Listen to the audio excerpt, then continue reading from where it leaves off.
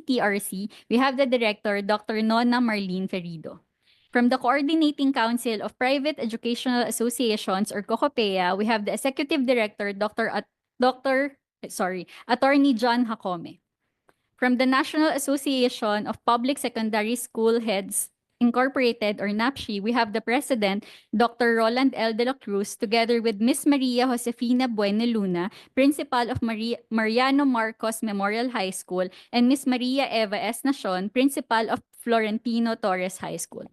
From the Brother Andrew Gonzalez FSC College of Education or BAGSET of the De La Salle University, we have Mr. Engelbert Talunton, Head of the Senior High School of the Academy.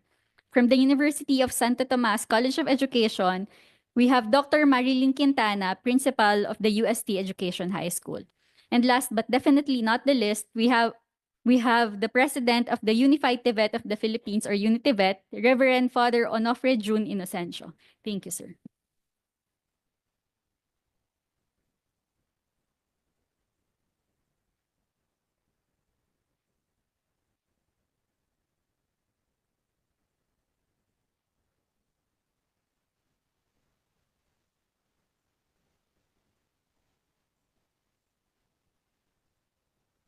Thank you very much, Committee Secretary. Today, we called for this motu proprio hearing on the Department of Education's program that will strengthen the senior high school program, which will be piloted this coming school year 2025-2026. So since we are in a recess, we decided to conduct a motu proprio hearing to focus on the department's plan to roll out a new senior high school curriculum called Strengthened Senior High School Program. And we want to be enlightened on the reforms that the Department of Education has embarked on insofar as senior high school curriculum is concerned. Before we go into that discussion, I'd like to show the body a few information, particularly surveys that we conducted. I've been tracking the satisfaction of our constituents to K to 12, and we've been tracking this for the last few years, and so that we will understand and appreciate also what is the view of our constituents what is the view of our constituents to the K to 12 program of the government. So in the latest survey that we conducted, this is only last March of this year, the number of satisfied is about 32%, and the number of dissatisfied is about 42%. So in other words, there are more dissatisfied constituents to the K to 12 program of the government. That's about a net dissatisfaction about 10%. And we also asked their views about the senior high school program of the government. So the senior high school program, that's the next slide. The senior high school program, about 33% are satisfied, about 40% are dissatisfied. So that's about a negative 7% net dissatisfaction rating. So in other words, our constituents are not satisfied with the K to 12. Our constituents are also not satisfied with the senior high school program in particular. And this is something that we should take note because what we want is our parents and our constituents to be happy with the K to 12 program. This is the nation's education program. This is the nation's basic education platform. And if our constituents are not happy with our basic education platform, particularly our parents, then they don't see any value to the nation's basic education program. This is something that we should learn and analyze very deeply. But of course, if you look at the 2025 numbers, seems like it's quite discouraging. But if you look at the trend over the years, we'll show you the trend over the years for K to 12. In 2019, wala namang problema. Everyone was happy about K to 12. 50% satisfied, 20%, 28% dissatisfied. But everything turned around after the pandemic. No, the dissatisfaction went up in 2022. Unfortunately, there was no survey during 2020 because it's a pandemic year. And we failed to also conduct in 2021 because everyone was still trying to grapple going back to normalcy. But everything, the satisfaction turned around and became dissatisfaction after the pandemic. And because of that,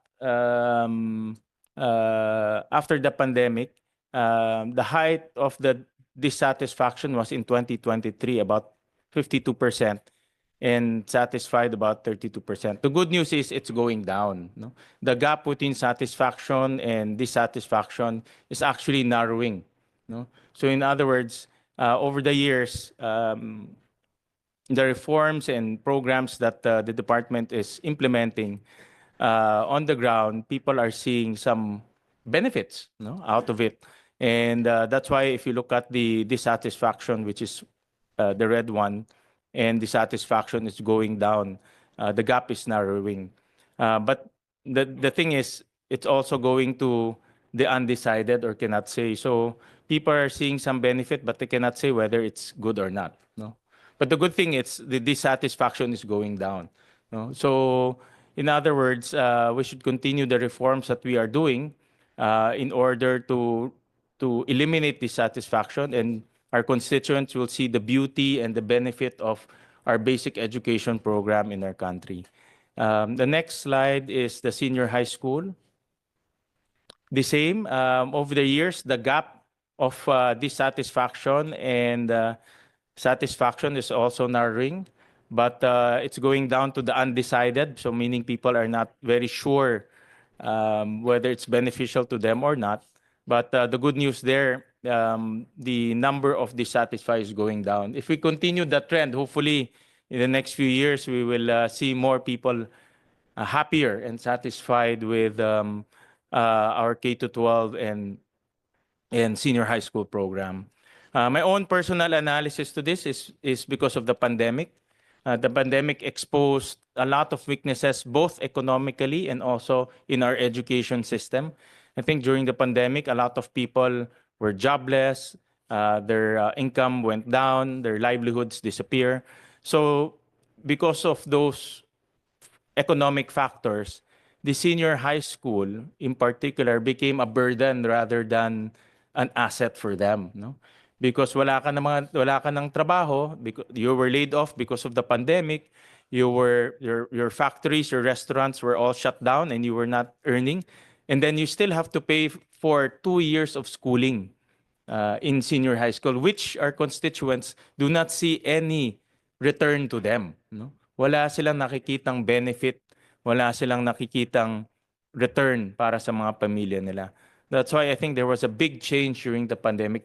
It exposed our economic weakness that also cascaded to our education system. No? So in other words, we have to demonstrate to our constituents that the senior high school has value to them. It's about value, because you're shelling out money in the form of baon, uniforms, projects. But what's the return to their family? The return should be in the form of college readiness, job readiness, maybe entrepreneurial skills. Those are the returns that our family should see, but they are not seeing it. No. But then again, it's not always a bad. It's not always bad news. Like I said, no, the gap of dissatisfaction and satisfaction is narrowing down. No, so let's continue the reforms that we are doing, and hopefully in the next few years we'll see a reversal. No, more people will be happy because they see great value in senior high school and K to 12 to their own families. No, so I wanted to start off with that because we're talking about reforming the senior high school program of our country. And I know that the department is embarking on a massive reform in our curriculum, no? From from grades 1 to 10 through the Manatag curriculum, which is now being implemented. And now we are rolling out the reform or the strengthened senior high school curriculum, which will be piloted this coming school year. So hopefully this reforms that we are doing, itong mga reforms sa curriculum takes time eh. No? When you implement a curricular reform, it doesn't translate it overnight. No? It will translate maybe a few years from now. But then again, people will start noticing changes on the ground. No? So, but now that the department has decided to implement the strengthening of our senior high school program, we would like to understand fully the reforms that were undertaken in order to address the gaps and weaknesses in our current senior high school curriculum and how this senior high school curriculum will create value to our constituents. If you remember, there were so many promises during the debates of the K to 12. I'll show some later on. No? We had to review the transcript of the K to 12 debates, and we saw some promises there. And alam mo, mahilig tayo mga ako, puro pangako tayo ng pangako, lahat napako na eh. No? So, but we need to keep our promises because part of dissatisfaction is not keeping your promises. No? So we want to keep our promises, and we want to see whether this new senior high school program will address the gaps and will fulfill eventually the promises that were made during the debates on the K to 12 system. So with that, I know that we have a long discussion today, so I would like to start off with a briefing from the DepEd on the strengthened senior high school program. And then after that, we'll open the floor to discussions, no? Particularly questions. All right, so we'll call on you, Sec Gina Gonang, to brief us on the new senior high school curriculum. Thank you very much, Senator Win, and thank you very much to the Basic Education Committee for providing DepEd an opportunity to explain the ongoing reforms in senior high school.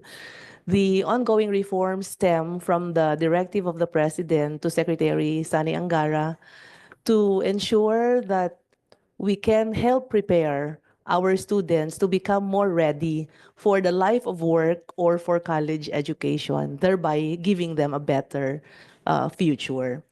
The presentation today will focus on the design of the new senior high school curriculum, and then we'll have a presentation also on the pilot implementation and a presentation on HR-related concerns, Senator.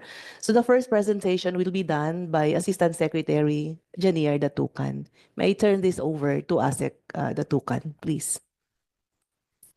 Good morning, everyone. Good morning, Senator Win Gatchalian, the Chair of the Senate Committee on Basic Education. We'd like to welcome also our friends here from EDCOM 2, the Senate of the Philippines, our colleagues and officials from DepEd, Chad Tesda, resource persons from the academe, and our guests. I will be presenting the key features of the Strengthened Senior High School program. Next slide, please. The outline of the presentation will include a presentation of the key features of the senior high school curriculum, the latest updates on the curriculum guides, and a discussion on the preparations for the pilot implementation. Next slide, please. So we will start the presentation with the key features of the Strengthened Senior High School program. Next slide. The K-12 senior high school program is not just about preparing our learners for the future, it's about igniting their full potential. We are bound by our constitutional mandate to nurture well-rounded individuals equipped with the skills to thrive in the 21st century. We envision graduates who are ready for the future, guided, be it in higher education, specialized skills, meaningful employment, or entrepreneurial pathway. This vision is deeply embedded in the K-12 program by virtue of Republic Act number 10533 and further strengthened by the various curricular reforms anchored on it. Next slide, please. According to research, the senior high school program has not yet reached its vision for the K-12 graduates. ACT-RC reported that the curriculum is congested and with cognitive mismatch. And ADCOM2 research reported that there is an excessive number of competencies which limit instructional depth. Both the learners and teachers are overworked and overwhelmed. The instructional and homework time exceeds global standards. Research published by the UP Center for Integrative and Development Studies show that there is low labor participation, with only 10% of senior high school completers enter the workforce or who are mostly in informal jobs. Next slide. But in spite of these, we have made some progress. We want to build on the small wins that we have. PBED reported that we have improved the hiring outlook with 4 out of 5 companies open to hiring senior high school graduates, an improvement from the 3 out of 5 in 2018. The Philippine statistician reported an increased school participation where senior high school program boosted enrollment among 16 to 17-year-olds by 13%, which with the highest gains in low-income groups, about 20 to 21%. Next slide. The work we currently do in the senior high school curriculum responds to the directive of President Ferdinand R. Marcos Jr. during his third State of the Nation address, directing the government to harness the totality of the Filipino. For DepEd, this means preparing our senior high school students well for their future. As such, we at DepEd have committed, as instructed and directed also by our Secretary, Sani Angara, to streamline the senior high school curriculum, integrate skills training into the K-12 curriculum, including senior high school, to better prepare the learners for employment. And we work closely with industries to ensure that the curriculum, particularly in the technical, vocational, and livelihood or TVL track, aligns with the needs and demands of the labor market. Next slide, please. Updating the senior high school curriculum requires upgrading the whole system to ensure seamless and effective implementation. This includes learning delivery and assessment, teacher support, learning support, career guidance, advocacy, responsive financing, governance, and pilot implementation. Next slide, please. The strengthening of the senior high school curriculum is guided by our vision for the reform. First, we streamline the tracks and subjects to enhance clarity and efficiency. Second, we expand learners' choice to align education with individual aspirations. Third, we enhance employability by aligning education with industry needs. And fourth, we establish stackable and seamless learning pathways for continued academic and career growth. Next slide. Following this vision, these are the key features of the strengthened senior high school program. There's a reduction of the tracks from 4 to 2, reduction of the required subjects, streamlining the number of core subjects, academic electives, and technical professional, formerly the TVL electives, replacing strands with clusters of electives, introduction of a doorway option where learners can take up to 2 elective subjects from the other track, a revised time allotment per subject, an extension of work immersion hours from the current 80 to 320 hours to 320 to 640 hours. I'll discuss each key feature in the following slides. Next slide. The key competencies from the current core subjects have been streamlined, reducing the original 15 core subjects to just 5. These subjects will now be offered throughout grade 11 instead of being limited to just 1 semester. So this is offered to be in 1 year. All senior high school students are required to take the core subjects. All subjects that are not part of the core will be called electives. They will not be called applied or specialized subjects any longer. Next slide. The current 15 core subjects have been streamlined into 5 subjects, namely effective communication or mabisang komunikasyon, life skills, general mathematics, general science, and pag-aaral ng kasaysayan at lipunang Pilipino. Next slide. We have the course description for each one of the 5 core subjects. For effective communication, mabisang komunikasyon, this subject is designed to enhance learners' ability to communicate effectively across various contexts. It provides a holistic approach to developing learners' oral, written, and multimodal communication across personal, social, workplace, and professional interactions. It fosters an in-depth understanding of how purpose, audience, and context shape communication while emphasizing clarity, coherence, intercultural sensitivity, and ethical considerations. By the end of the course, learners shall be able to adapt communication strategies based on purpose, audience, and intercultural sensitivity, engage confidently in various communicative events, applying appropriate conventions, language, and structure, utilize digital tools and platforms responsibly to enhance communication effectiveness, and reflect on their communication strengths and areas for improvement, applying feedback to refine their skills for real-world application. Next slide. Nakatuon ang kursong ito sa paglinang ng mabisang komunikasyon sa Filipino bilang wikang pambansa gamit ang pasalita, pasulat, at multimodal na komunikasyon ayon sa layunin, tagapakinig at konteksto na may pagbibigay diin sa interkultural at mga etikal na konsiderasyon tungo sa aktibong pakikisangkot sa isyung panlipunan, pagpapatatag ng kultura at diwang makapilipino. For life skills, this course aims to equip the learner with essential skills, highlighting personal, physical, social, and career competencies, preparing for a meaningful transition to various pathways. It focuses on the interconnectedness of the science of personal development, health and wellness, and career readiness that enable learners to develop self-determination, leadership, adaptability, and resilience to act responsibly in the workplace and community. For the next slide, we have the course description for General Mathematics. General Mathematics aims to deepen learners' understanding of concepts and techniques drawn from numbers and algebra, geometry and measurement, and statistics. Learners will strengthen their problem-solving and critical thinking skills, enhance their reasoning and interpretive skills in mathematical and statistical contexts, and communicate results concisely and systematically using the appropriate language. Additionally, learners will be adept in choosing and using technology appropriately and efficiently, preparing them for a wide range of educational and employment pathways, including further studies in college. This subject is designed for learners with a wide range of educational employment aspirations, including continuing their studies at college, but whose future studies or employment pathways may not require the knowledge of calculus. Next slide. We have general science. This course aims to equip learners with the essential scientific knowledge, skills, and capabilities to meet the challenges of living and working in a rapidly changing and advancing Philippine society. The course aims to provide learners with the fundamental scientific competencies to help shape a sustainable future for themselves, their communities, and the planet. The course focuses on understanding and applications of the scientific models, theories, and laws that relate to everyday life and work, and how these impact on the Philippines as a significant contributor to the world.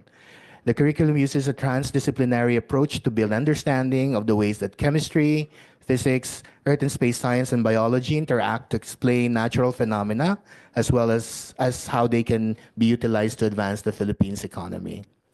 The course builds on learners' personal experiences and understanding of scientific phenomena to support them to be scientific and technological thinkers who can propose and solve problems through scientific observation, data gathering, and making and effectively communicating evidence-based conclusions. Learners will develop practical scientific and critical thinking skills through individual and collaborative scientific investigations and research, preparing them to pursue further education and careers in STEM fields, or contribute meaningfully to a science-driven workforce. Last but not the least, we have the course description for pag-aaral ng kasaysayan at lipunang Pilipino. Nakatuon ang kursong ito sa masusing pag-aaral o pagsusuri ng mga piling issue at usaping pangkasaysayan at panlipunan tungkol sa pag-usbong at pag-unlad ng lipunang Pilipino gamit ang tematiko, multikultural at interdisiplinaryong pagdulong. Layunin nito ang mapalalim ang kaalaman at pagpapahalaga ng mga mag-aaral sa kasaysayan, kultura, ekonomiya at politika ng lipunang Pilipino upang mapaigting at maitaguyod ang kahusayang pansibiko na mahalaga sa pagiging isang mapanagutang mamamayan ng Pilipinas at ng daigdig. For the next slide, we will answer the question to who will teach these new core subjects. For effective communication or mabisang komunikasyon, this will be taught by teachers of English and Filipino and this will be team teaching. For life skills, this will be taught by teachers of values education, health, optimizing physical education or hope, or personal development. General mathematics will be taught by mathematics teachers. General science will be taught by science teachers of any major. Pag-aaral ng kasaysayan ng lipunang Pilipino will be taught by Araling Panlipunan or social science teachers. Next slide. The removal of strands as a structure of the senior high school curriculum is based on the premise that the strands lock the learners into a specific set of subjects. A learner interested in both science and humanities might feel forced to choose one over the other. Learning areas are grouped into clusters to help schools efficiently organize teachers and learning resources. The proposed cluster of electives for the academic tracker as follows: arts, social sciences and humanities, business and entrepreneurship, science, technology, engineering and mathematics, sports, health and wellness, and field experience. The proposed clusters of electives for the technical professional or tech pro tracker as follows: agriculture and fishery arts or AFA, information and communications technology or ICT, family and consumer science or FCS, industrial arts or IA, and maritime. Next slide. The proposed time allotment are as follows. For the core subjects, these are offered at 160 hours taken in 1 year or 2 semesters in grade 11. The academic electives are at 80 hours taken in 1 semester. Tech Pro electives taken in grade 11 are at 320 hours offered in 1 year. Yes, in 1 year. And Tech Pro electives taken in grade 12 are at 320 hours taken in 1 semester. This purposeful approach to time allotment ensures that learners are engaged in meaningful learning experiences, developing valuable skills, and gaining knowledge they need to thrive in the 21st century. Next slide. The tracks are reduced from 4 to 2. Currently, the senior high school curriculum has 4 tracks: academics, technical, vocational, and livelihood or TVL, sports, and arts and design. The proposed curriculum will only have 2 tracks: academic, which will now subsume the sports and arts and design tracks, and the technical professional or tech pro track. Next slide, please. In the current structure of the senior high school curriculum, learners take core subjects, applied subjects, and specialized subjects. As earlier mentioned, these learners are locked in specific strands as well. The proposed senior high school curriculum opens up a doorway option, which allows learners to select up to 2 subjects outside their chosen track. This option allows learners to explore learning areas based on their aspirations and goals, providing opportunities for personal growth and the development of specialized skills. We imagine Filipino students inclined in the humanities, for example, and discovers fascination with computer programming.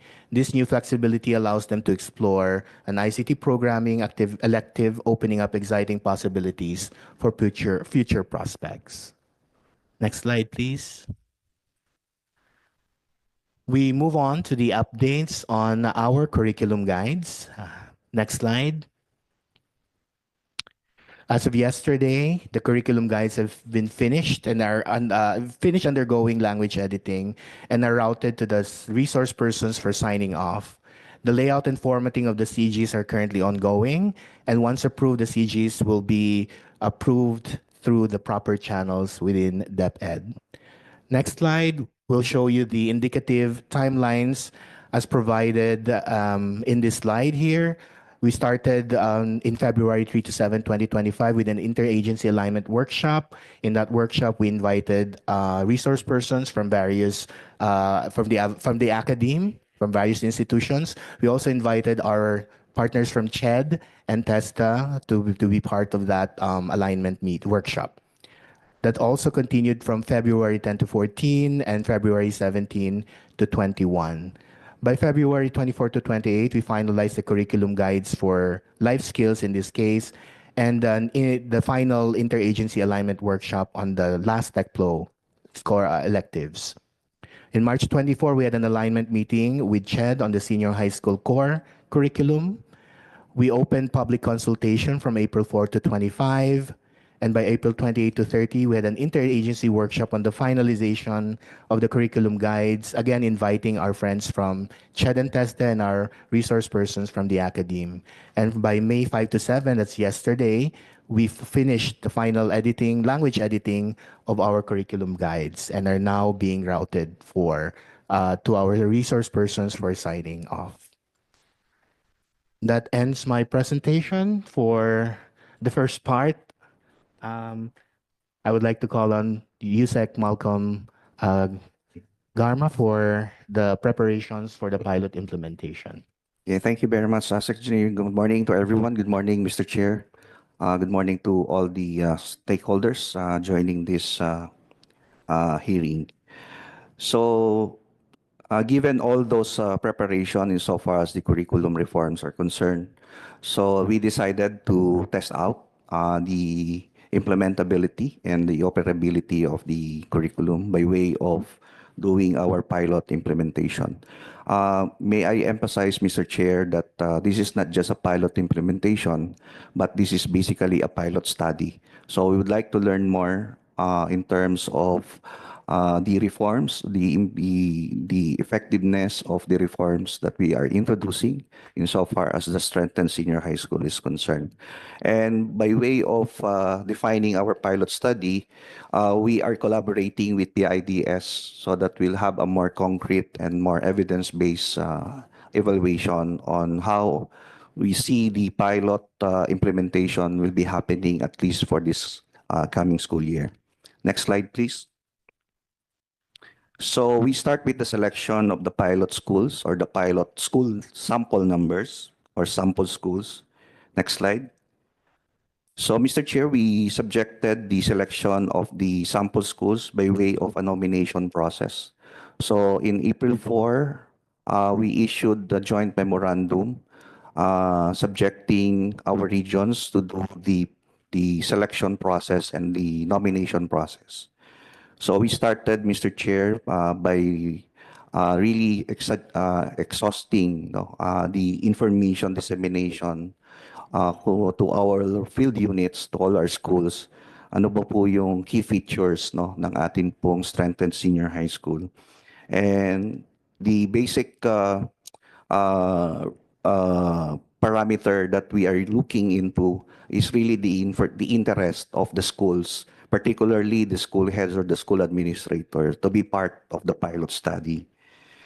Part of the selection process is the initial planning based on teaching complement and learning resources. So it's like hinanap po namin yung mga low-hanging fruits. Sino po yung ready in terms of the teaching complement and learning resources as being defined or being required by the reform in the senior high school curriculum reform.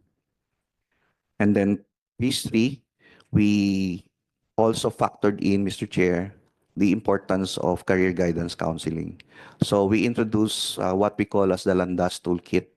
It's part of the DepEd memorandum.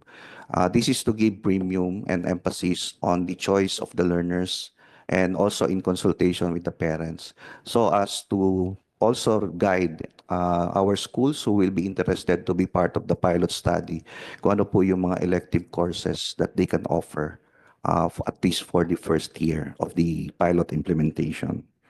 And then lastly, the selected or the selected schools in the region will now be endorsed to the central office as to be part of the pilot study. Next slide. So just to enlighten the committee on the phase 4 in terms of the selection, so we set a criteria or scoring criteria for our regions to be more guided in terms of how they select and nominate the schools. So this is the breakdown, Mr. Chair, of the criteria that we set. Diversity of electives offering, sufficiency of teachers, and then lastly, yung availability po of facilities and learning resources. And this has been transmuted to a scoring readiness index in which 3.5 to 4.0 will be considered as those who are highly ready. 2.5 to 3.4 are those who are moderately ready, and 1.5 or 2.4 needs improvement pa. So, yun po yung naging basihan natin. Mamaya po, ibabanggitin ko kung alin po yung kinonsider natin in terms of the readiness index. Next slide, please. To further guide our regions in the scoring, nag-set din po kami ng rubrics, setting the how the scores or how the schools will be scored. So, with your indulgence, Mr. Chair, hindi ko na po isa-isahin yung rubrics natin. Anyway, it's part of the document submitted to the committee. Okay, next slide. So, we set the deadline last April 30, and after the deadline that we have set, we have received, or the Central Office Selection Committee, which we formed, has received 1,277 nominations. So these are the nominations coming from the regions. Now, for the initial screening or filtering done by the selection committee at the central office, kinonsider po namin yung highly ready. And for those that are considered or qualified as highly ready, we came up with 755 schools. Both public and private na po yan, but later on we will show the breakdown of the 755.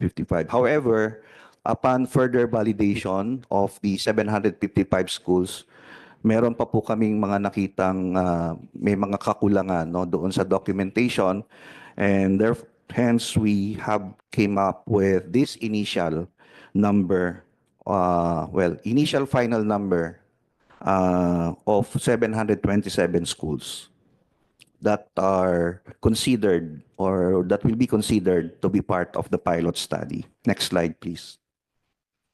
Just to see the profile of the selected school, or just to show the profile of the selected schools.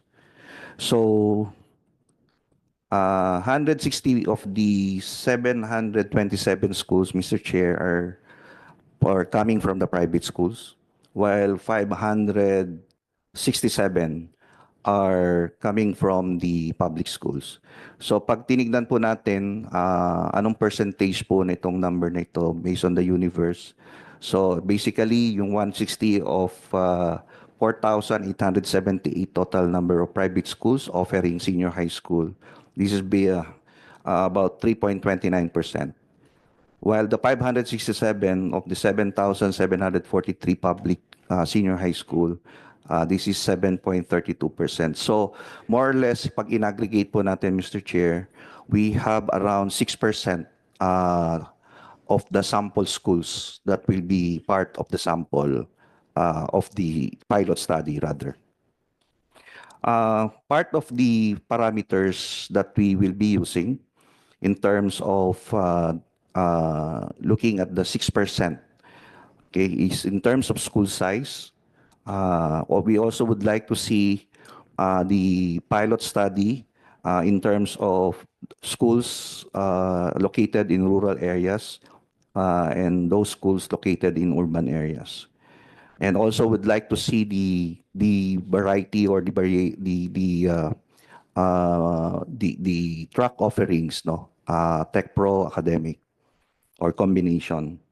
We also would like to see in terms of the pilot study, yung implementation in a public school vis-a-vis implementation in a private privately managed schools.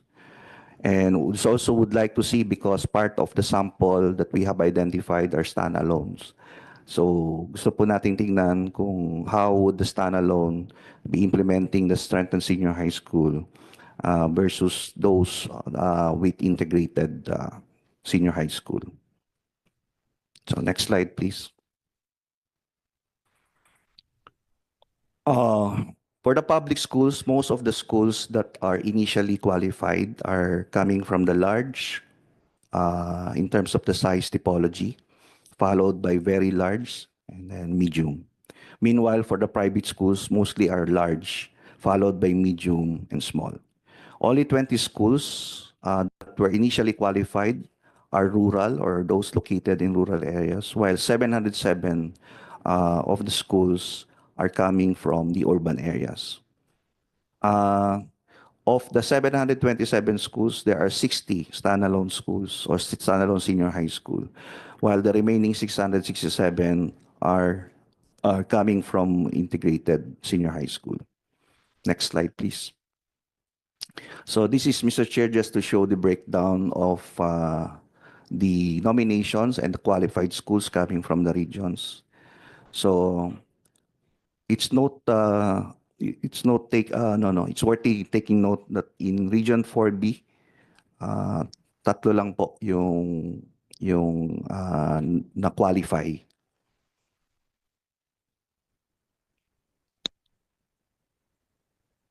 Okay. Hindi ko na po isa-isahin yung number per region. Okay, next slide, please. Okay, so further digest the profile of the selected schools. Majority of the schools are offering both academic and tech pro, while 93 are offering academic track only, and only 2 schools in NCR are offering tech pro only. Next slide. Again, we emphasize that more than a pilot implementation, this is a pilot study. Therefore, we really value yung monitoring and evaluation. And for this, we are working closely with our strategic management strand through its M&A team in terms of designing and implementing a robust evaluation study. And again, we are also in collaboration and coordination with the PIDS. The M&E initiatives aim to generate timely evidence to strengthen program implementation in support of schools, teachers, and learners. So to further guide our committee and our stakeholders, how are we preparing for the pilot implementation in terms of learning resources and in terms of the teacher complement? Sources. Learning resources. Okay.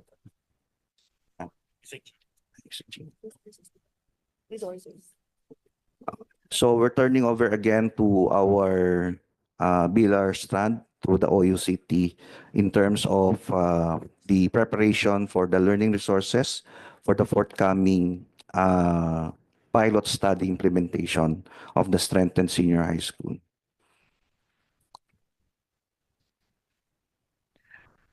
Hello again, Mr. Chair. For the preparations for learning resources, can we move to the next slide? For the pilot implementation, DepEd shall develop until June and provide a curated list of learning resources to be used by teachers in delivering the strengthened senior high school curriculum. The curation will start on May 15 to 21, and then on May 22 to 29, we have the conformance checking and finalization. And by June 2, we'll release the list of resources to the field. DepEd shall also orient private publishers on the content of the new strengthened senior high school curriculum for the development of new senior high school core textbooks and textbook titles, which we will be ready for the evaluation in the coming year. So that's the preparation that we are making for 2025. Next slide. For the teacher workload, I turn this over to USEC Willie Cabral. Good morning, Mr. Chair and everyone. In preparation for the pilot implementation of the strengthened curriculum, we also did preparation for identifying the teacher workload. And on the next slide, you will see that we did the inventory of all the senior high school pilot schools in the public schools. And out of the 727, as earlier mentioned, we had 567 considered as highly ready for the implementation. So we did do crunch the number as to how many teachers are there in a particular school, but this one is on more on a regional level because granularization will happen once we are able to get the enrollment in each of the strand. So what we'll be doing is that we'll be providing hand-holding session to our school heads so that they can readily deploy the appropriate teacher to teach a core subject or an elective, as earlier discussed by ASEC Engineer, that certain subjects should be taught by a teacher with specific learning area. So if you look at the number of pilot schools with their corresponding number of junior high school teachers and senior high school teachers, uh, we look at the enrollment rates based on the levels of education and come up with the number of organized classes both in the in the senior and the junior high school, and look at the manpower complement, looking at the number of minutes in which these teachers can handle the subject. So on the average, they will be having about 27 out of that enrollment of 55,605 of the 567 pilot school. On the next slide, we tried to pick up one of the uh, identified pilot school, which is a small rural, and this is a junior high school with a senior high school offering.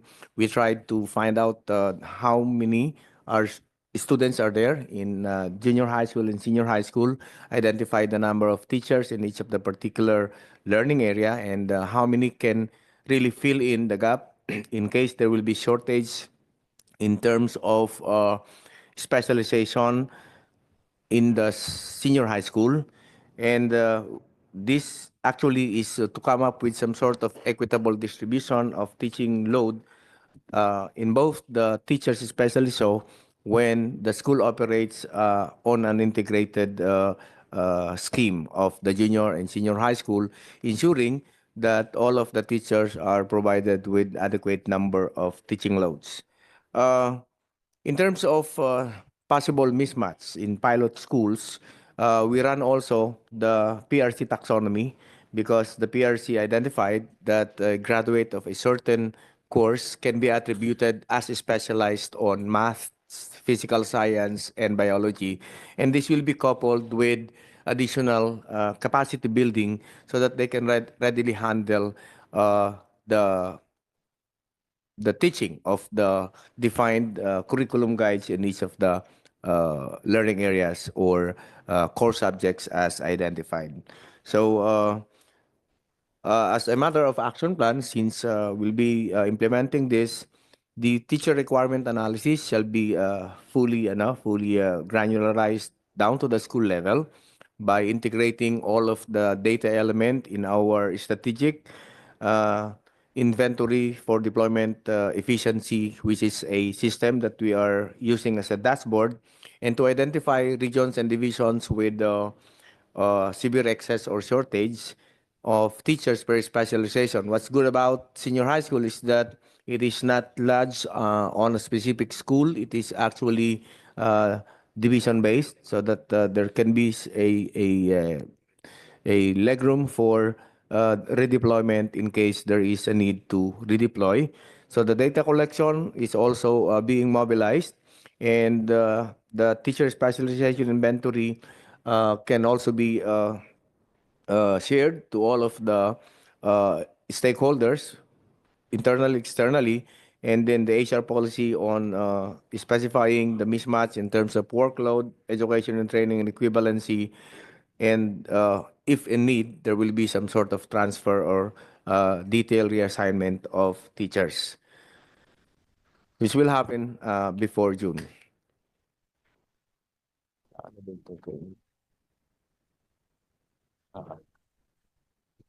Yeah. For the training on the strengthened senior high school program, which is we would like also to identify that there are several training to be conducted, particularly on the core subjects, and this will be happening May 25 to 28 of 2025, and May 28 to 31, and we have already identified the venue. But for the other Tech Pro components, we identified also the dates, but the venue are actually for determination still. For the school leaders, we would like also to ensure that our school leaders are well informed and are looped into the preparation so that they can better manage the implementation at the school level. So, of course, available budget is subject to the issuance of sub-allotment release order from the Basic Education Fund, and that is amounting to 157 million. And currently, ongoing po yung lahat ng ginagawa natin for all the training, and we are trying to maximize the time that we have given the window before the opening of classes. So I think that's all for the workload and the training. Thank you, Mr. Chair.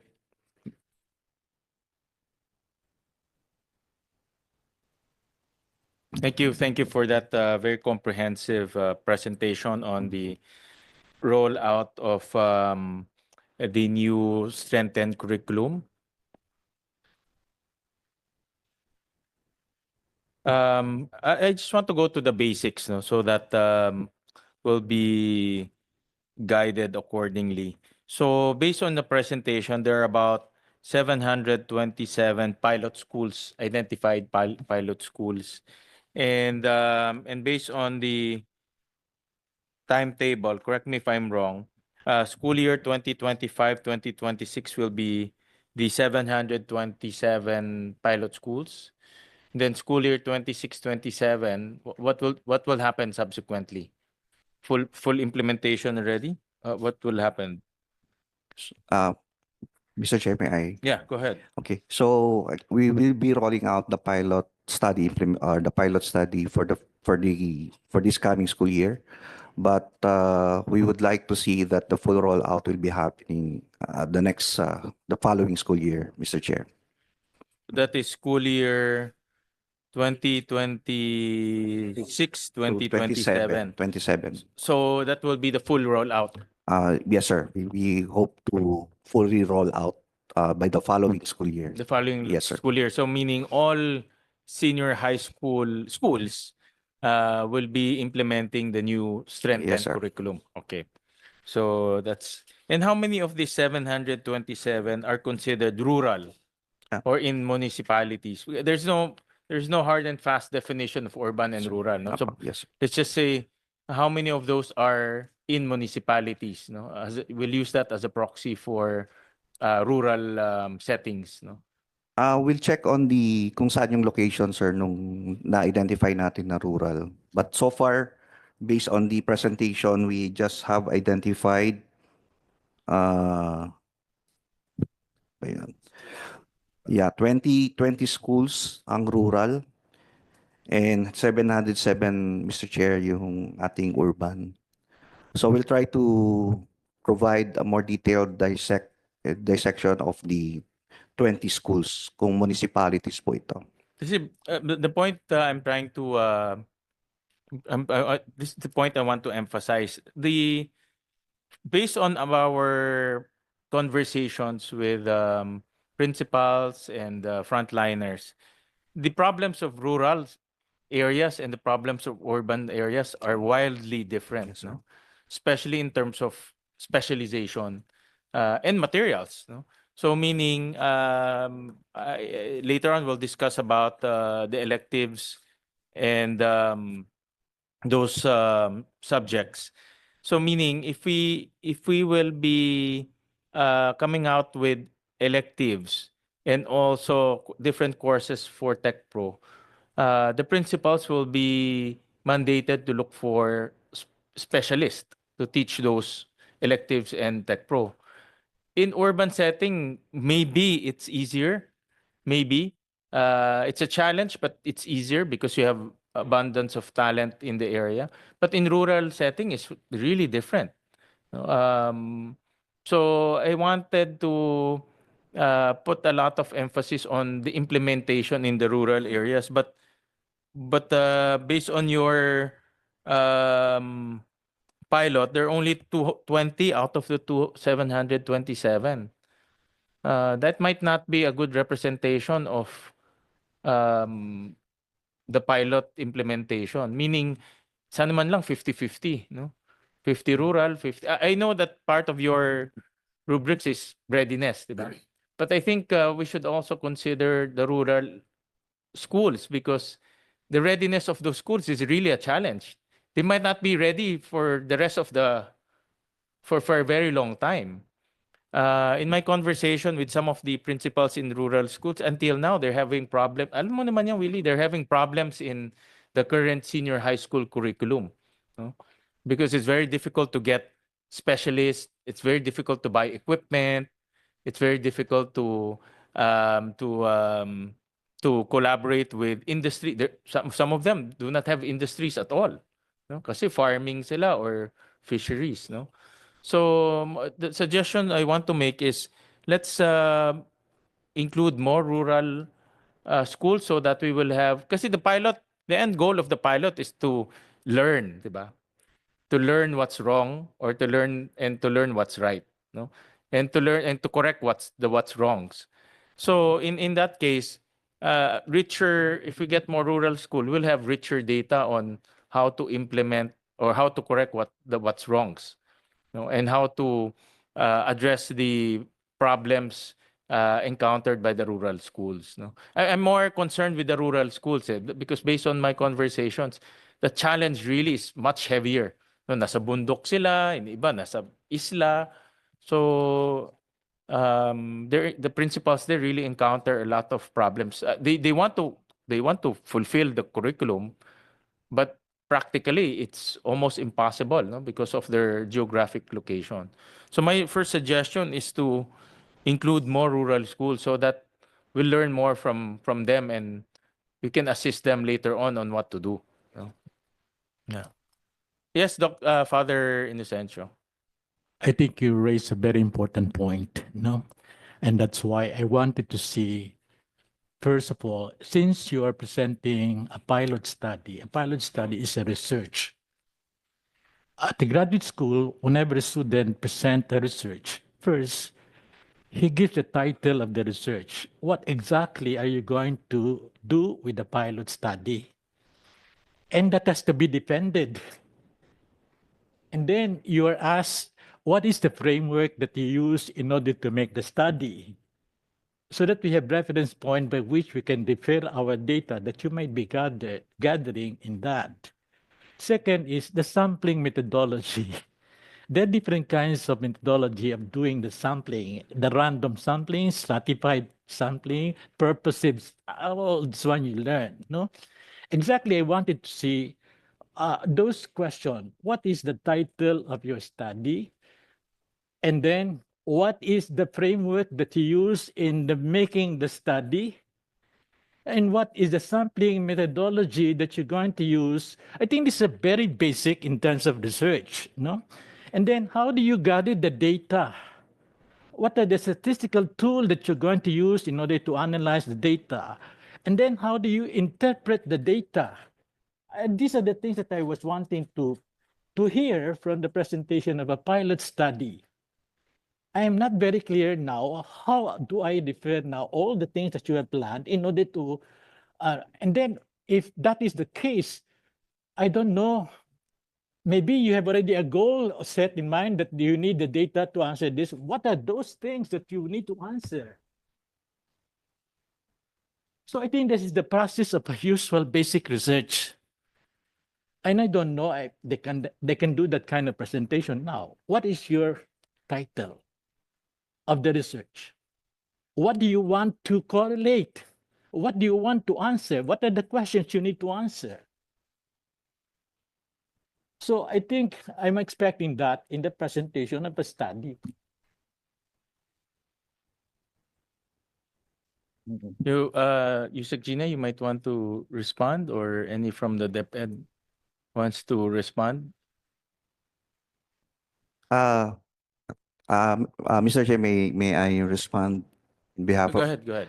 Okay, so Father, we duly take note of those questions. Again, as mentioned in our introduction, we are doing this with PIDS. And right now, it's not part of our presentation, Father, but we will be more than willing to submit to the committee the abstract of the study Yeah. as we as we coordinate with PIDS and together with our own strategic management strand. I usually hear this kind of remark after having given some kind of observation. We will look into it. We will study it.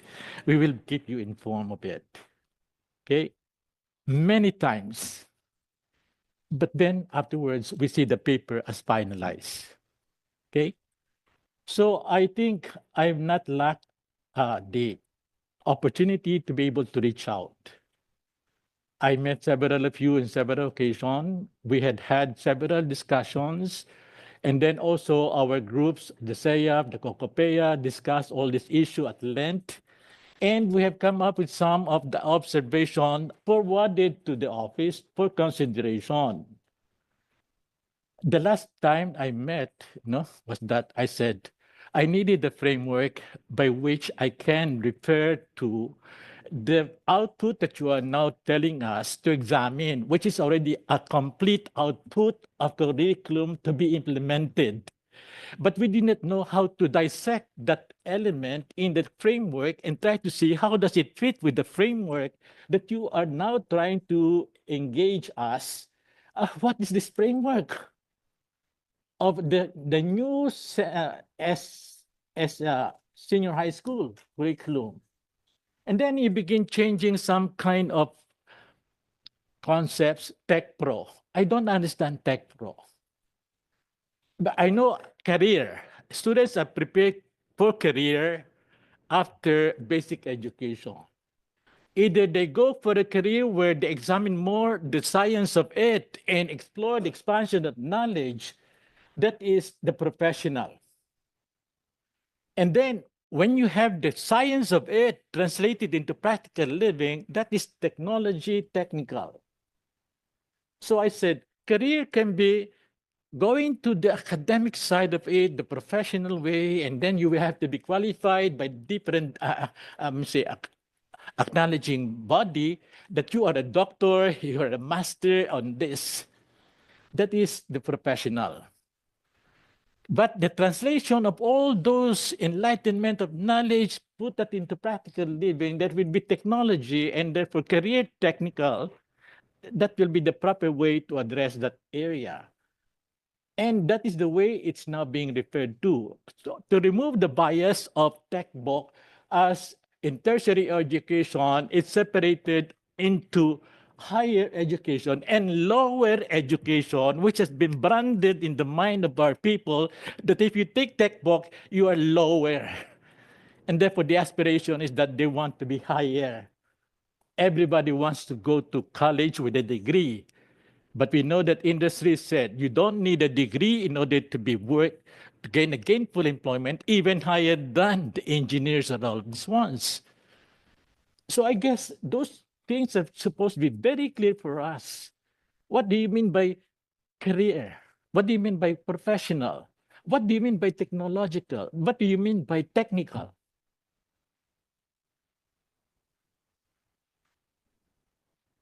Thank you for those comments. I'm sure DepEd is taking notes. And this will not be the first hearing. We'll have succeeding hearings to discuss this. And during the next hearing, we'll discuss the comments of Father Inocencio. So with